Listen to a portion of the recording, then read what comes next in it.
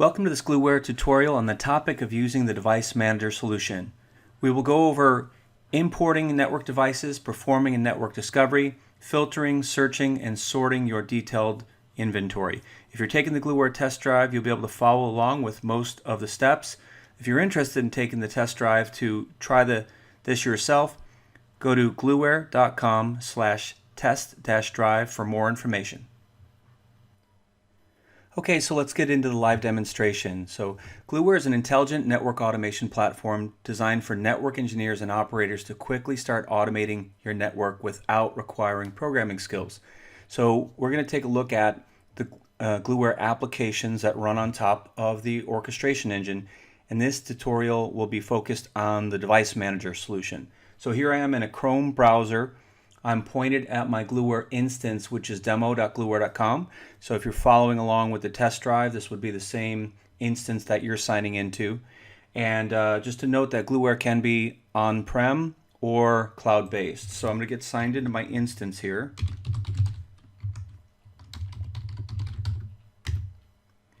And once I'm signed in, I have the Gluware dashboard in front of me. And as a first step here, I'll just point out that Gluware being running in a Chrome browser here, you can click in and you can increase or decrease the zoom in as needed for your preference. So that's one thing to point out. And then with your credentials, you will have access to specific organizations. So if I bring down the organization filter, I can see I'm using the test drive pod 2. And if I click on this icon here, I can see that I'm currently signed in. So with those administrative items set up, the next thing to do in this organization called Test Drive Pod 2, I'm going to jump into Device Manager. So when you get started with Device Manager in a brand new system, you're going to come in and see a totally blank environment. And so you have a few ways you can add devices. You can add them one by one, you can import a list, or you can run discovery. We're going to do two of those steps to showcase those options for you here. So the very first thing we're going to do is import a list of devices, because generally with our customers, this is the way they take a bunch of known devices and get them into Gluware quickly. So I'm going to just drag and drop over a CSV file that is formatted for the Gluware import. And I can see that there's 10 records that have successfully been imported, and I click OK. Just to note that if you need the format for that import, it is available there. And the import needs very little information. It just needs a name for reference of the device name, an IP address, and you can have the credentials in that sheet, or you can deal with them after the fact. And you can see here, I just have that basic information in here. One of the newer features added into Gluware is the management state, which we'll touch on in a little bit. But basically, one of the very first steps you then run after pulling those devices in is if I hit a Control A, I select all the devices and I execute a discovery. When I click on that discovery icon, what you're going to see is in parallel, Gluware is going to go out and interrogate those devices. So we have something called the device discovery, and within device discovery, we have a device detect library for all the vendors that we support, which is 23 operating systems and counting. And with those operating systems, we define a series of commands to run to interrogate. So we don't require SNMP access, and you can see that the discovery has been completed on all those devices. I will point out, if I double click into any one of these items, I just double click, kind of selecting it, I get the device details in terms of how it connected, the administrative kind of details. And then if I jump over into the activities log, I can see all activities performed on this device. And the one thing I want to point out here is that you have a log view. You can float over it and browse the log if you're looking for something really quick. You can also double click on it and open up the full log view. And so a key thing about Gluware is we don't hide anything from you. Everything Gluware does, every interaction with the device, is viewable in a log.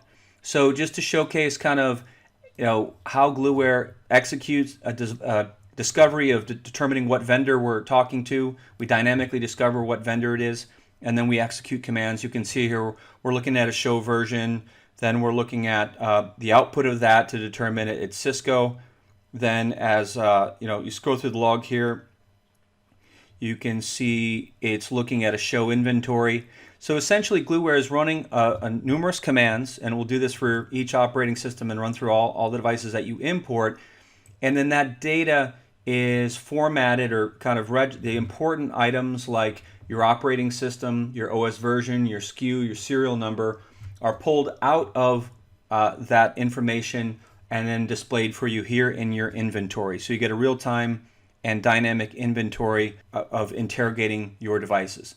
So let's, I'll close out the top window from a detail perspective, and let's just go through some of the grid functions here. One of the first things that you will want to look at is the settings cog here on the action bar.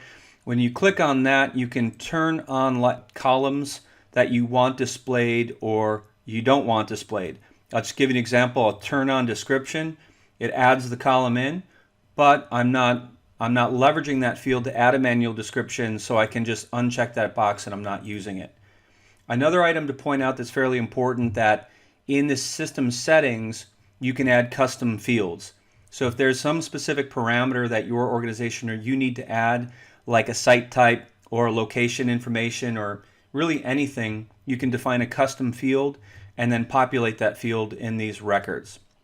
Next is, as you're looking at this bar, you can obviously see these up and down arrows as you float over. So you can do things just like click the up and down arrow and you get the alphabetical sorting. Maybe you want to sort by IP. You can, go from lowest to highest or highest to lowest. You can, sort by your operating system version. Whatever you like to do here, I will keep it sorted by alphabetical by vendor. The other icon you see there is a float over lock icon. So let's just say I like to see the host name of my device. No matter how far I scroll, I can lock the host name. That locks it in a column here where it's always displayed. And as I scroll to the right to see additional information, that column is locked, and then you can lock and unlock it. So that's a simple option, but can help you in your operational needs, especially as you get to larger networks with more devices. You also have group by. And when you do the group by, it's useful for a lot of reasons, but as a very simple example here, I'll do a group by vendor, and then you can see in this lab network that I'm using, and again, this is our test drive lab, so if you're running the test drive, you can follow along with nearly all of the activities that I'm doing. I can see there's 9 Cisco devices and 1 Juniper, so I can very quickly get counts or other assessments that I need to make on those things. So I'll clear that out. Next, we will want to showcase the filter capability. If you click on the filter icon, you get a bar that you can type in text. And so I can type something like, NX, and it will very quickly scan through my whole thing and highlight anything that has an NX in it. And this one happened to have an NX in the name and an NX in the serial number. So maybe that's, maybe I want NX-OS, and, it will filter that. And you can also check the regular expression box and put full-blown regular expressions in here. So let's clear that filter for now.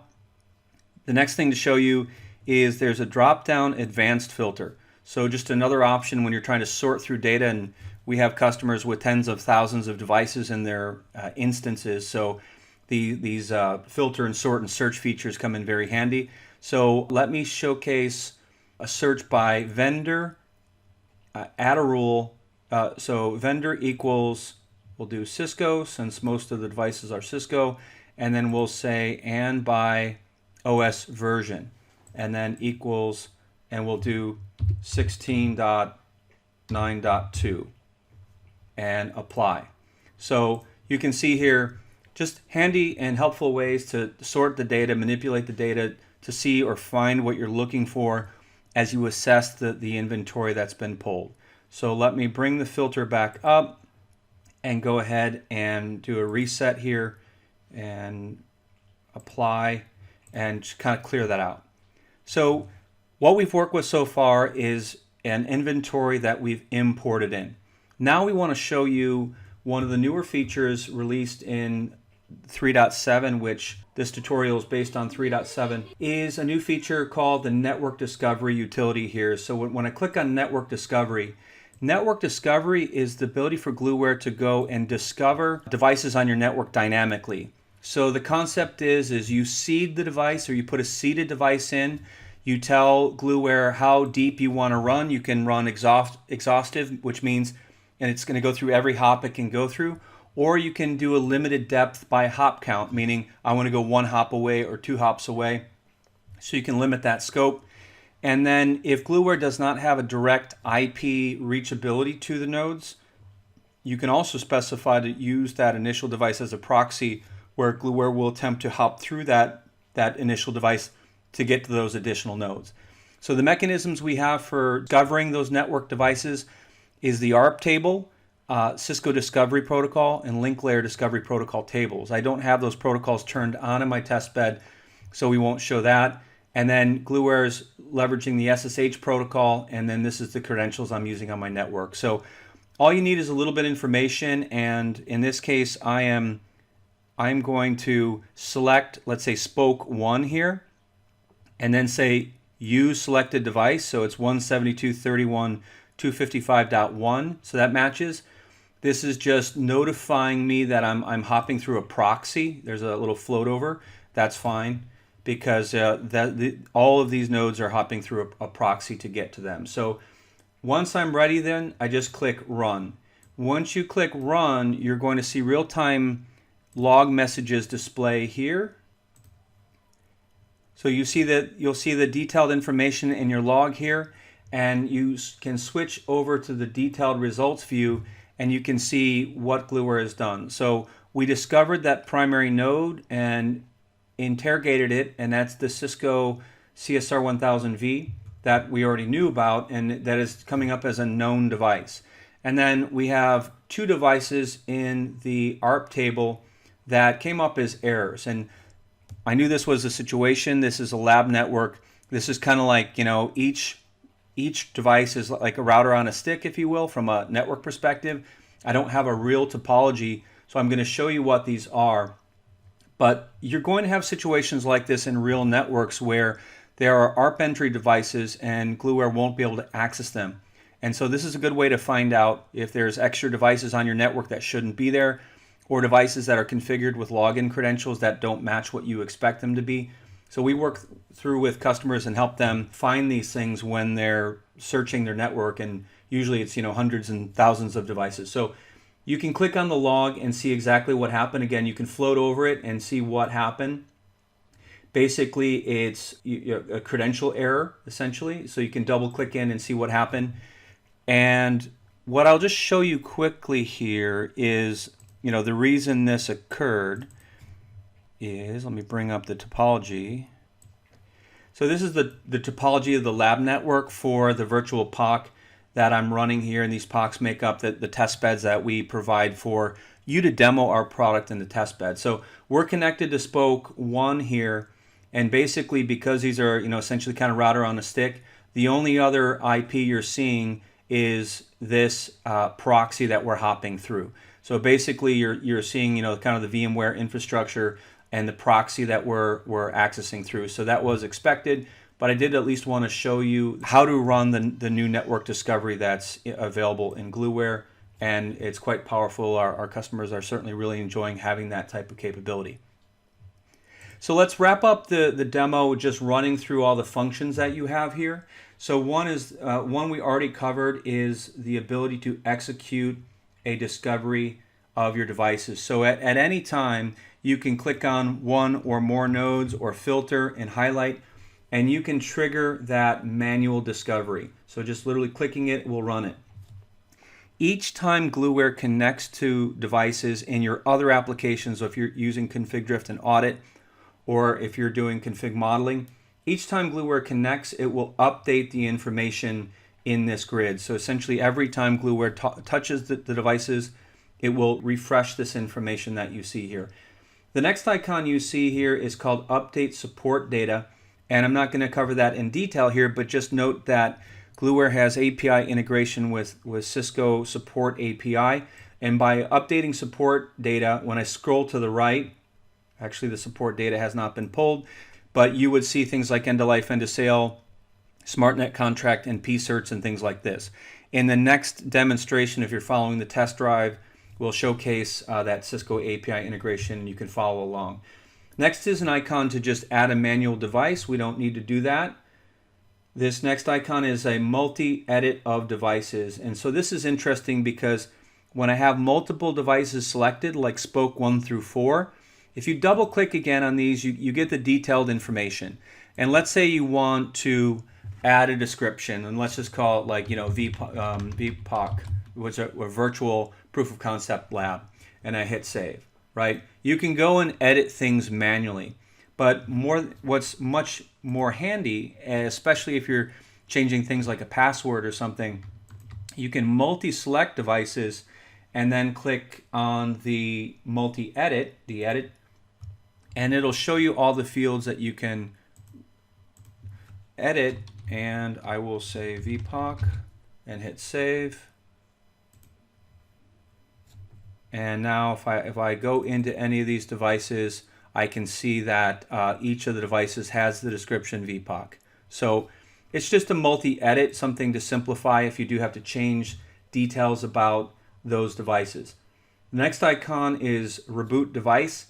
So you can highlight one or more devices. If you have to trigger a remote reboot that started, you would have to have the proper authentication level into the Gluware system.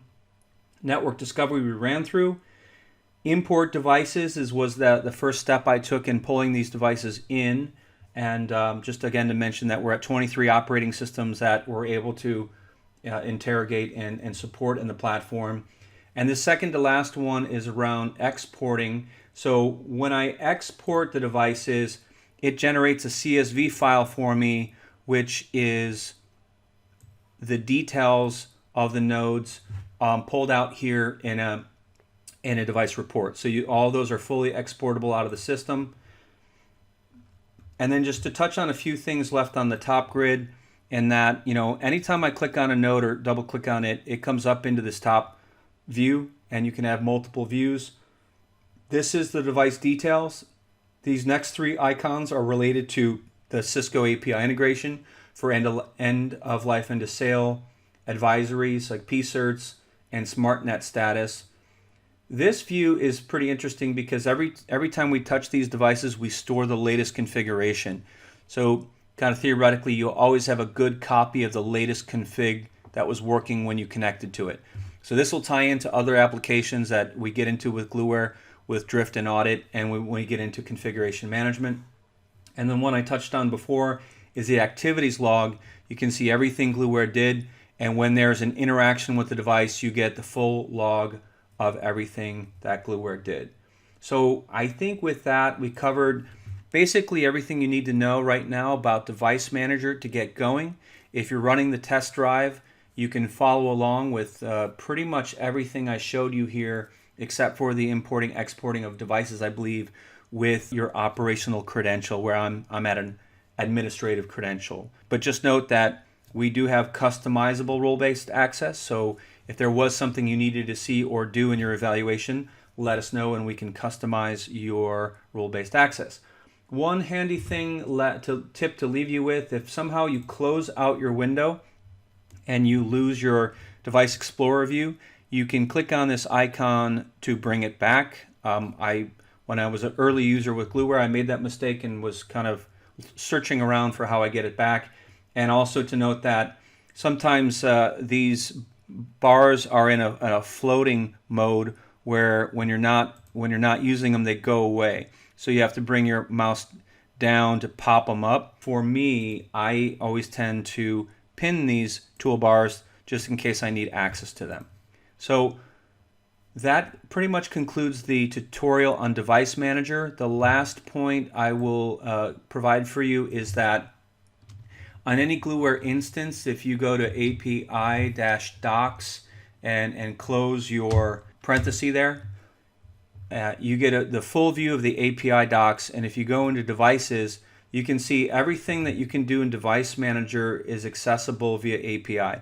So if you need to integrate with Gluware and pull device information out of Gluware, or you have a source of truth somewhere else and you want to populate Gluware with those devices from that source of truth, you can do that.